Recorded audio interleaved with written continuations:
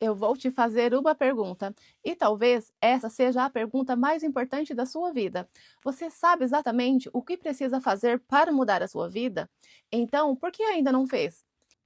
Então, fique comigo até o final, porque talvez hoje você tome a decisão que está adiando há anos. E eu quero te mostrar a verdade que mudou completamente a forma como eu enxergo a vida.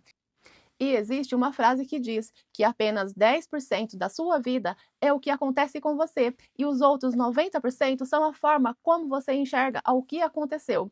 E é exatamente aí que a maioria das pessoas ficam presas. E eu vou te contar uma história muito simples de uma lagarta, mas ela pode mudar completamente a maneira como você enxerga o sofrimento.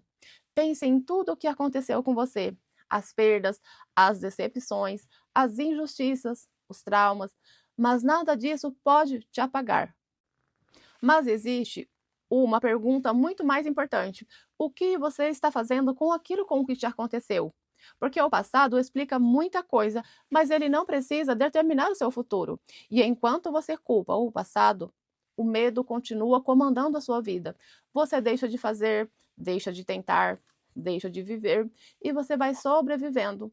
Mas sobreviver é diferente de viver. E agora eu quero te contar uma história que explica isso de uma maneira muito simples.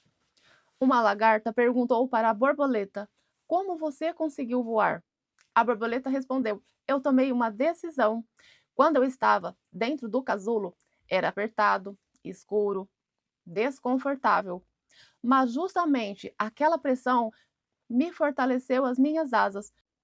E a maioria das pessoas vive como figurante da própria história, sempre esperando alguém salvá-las, esperando a oportunidade perfeita, esperando o momento certo, esperando alguém acreditar nelas.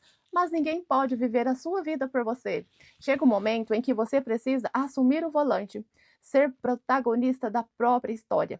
Então hoje eu quero te deixar uma pergunta: você vai continuar vivendo os próximos anos preso aos 10% do que aconteceu?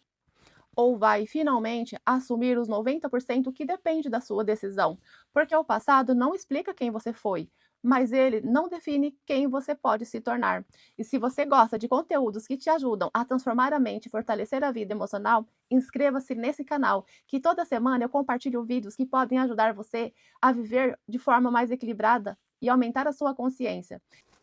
E se esse vídeo fez sentido para você, envie agora para alguém que ainda vive preso no passado, porque às vezes a única mensagem pode mudar completamente o rumo da vida de uma pessoa. E agora eu quero ler a sua resposta.